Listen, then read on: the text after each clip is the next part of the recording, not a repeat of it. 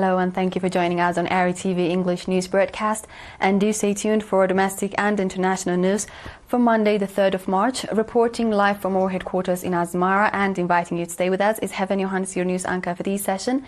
Let's begin with the major headlines.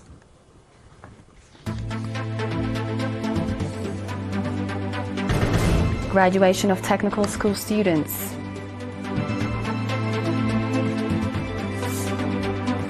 Elections of area administrators and managing directors.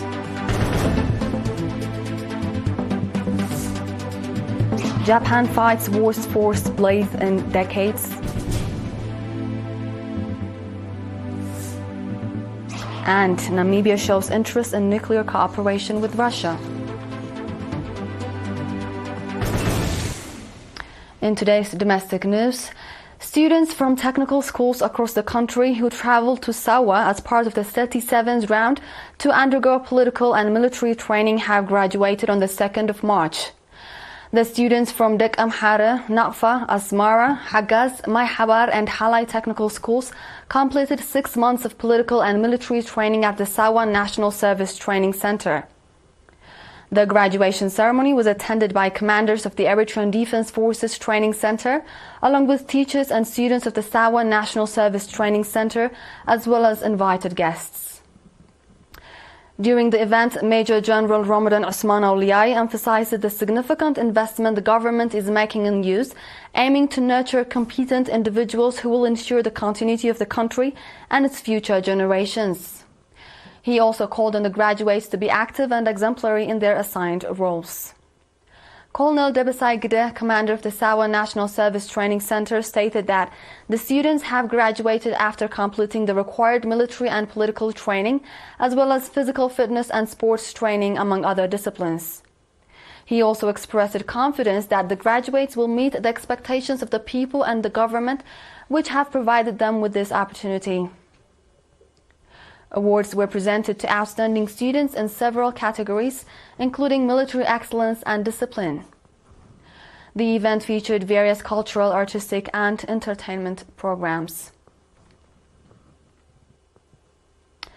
Elections for area administrators, managing directors, and village coordinators are currently being conducted in all administrative areas of the Central region, starting from the 25th of February.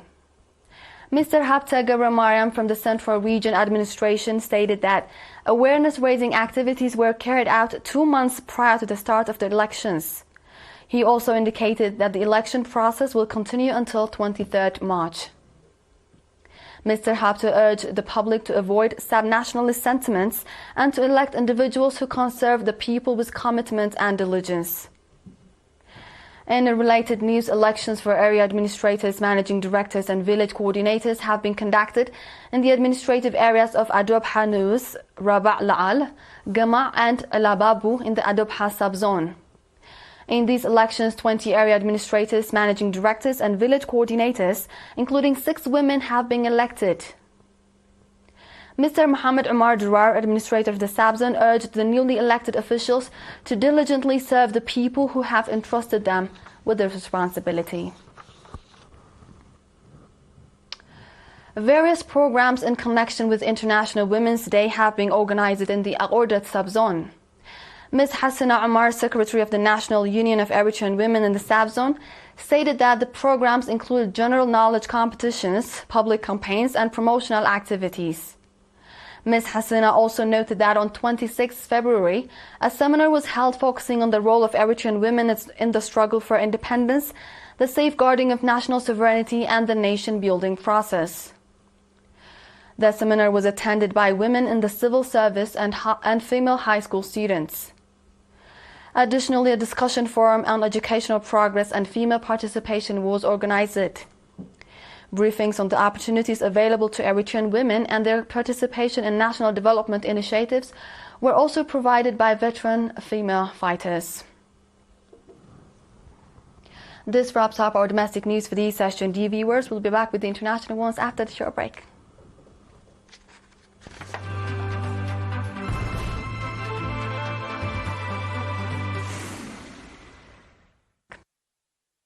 Japan has declared a state of emergency as about 4,600 residents remain under evacuation advisories due to its biggest forest fire in 3 decades, officials said on Monday.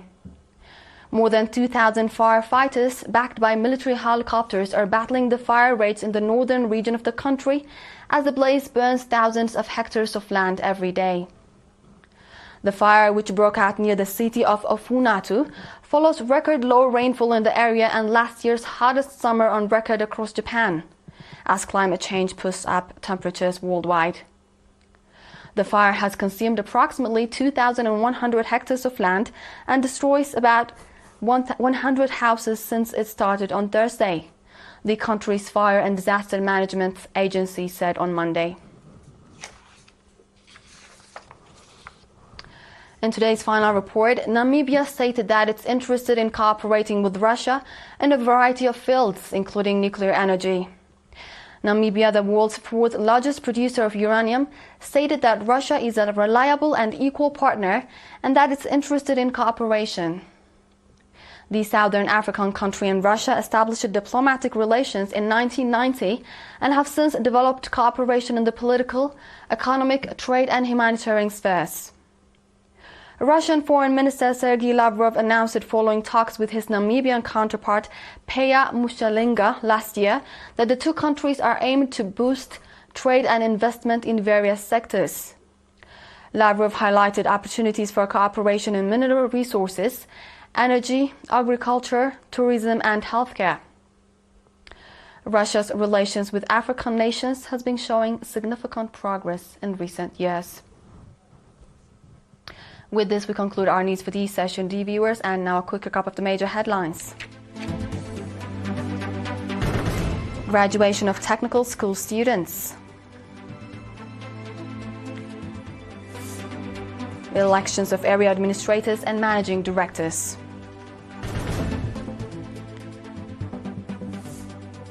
Japan fights worst forest blaze in decades.